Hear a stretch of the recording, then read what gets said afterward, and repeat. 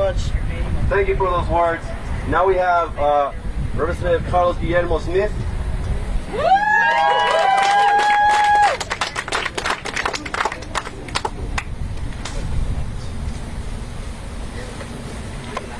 Good afternoon. We are here today with one unifying message for Tax Collector Joel Greenberg.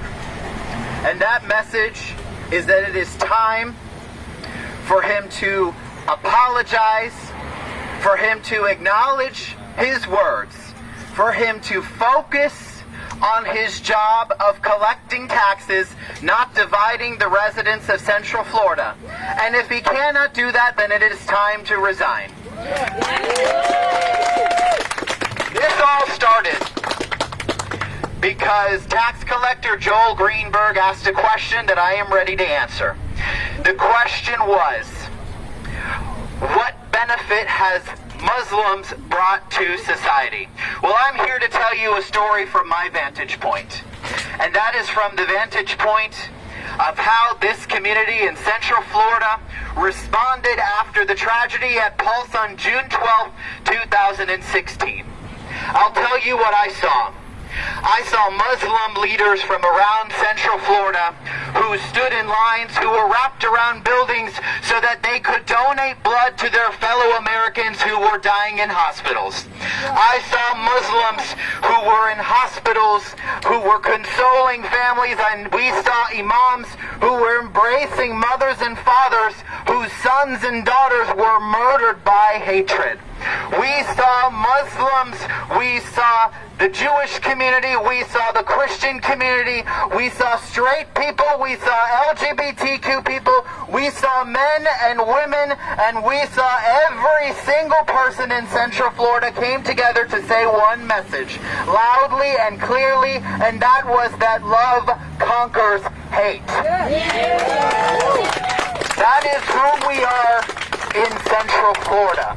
That is who we are as a community. And the comments of Tax Collector Joel Greenberg are an affront to the character of who we are right here as a community, not just before June 12th, but after June 12th. Ever since, we have been coming together to demand an end to Islamophobia, to xenophobia, to anti-Semitism, to racism, to misogyny, to transphobia, to homophobia, to bigotry and hatred. We are here to say that Joel Greenberg needs to apologize, he needs to focus on his job of being tax collector, or it's time for him to resign.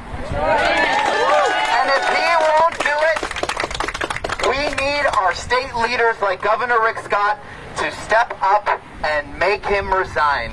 We need Rick Scott to have the courage that he didn't have years ago when he was campaigning alongside Donald Trump and refused to call him out for his xenophobia and his Islamophobia. We need him to have the courage now that he's running for Senate to remove Joel Greenberg from office. Can I get a hell yeah? Hell yeah!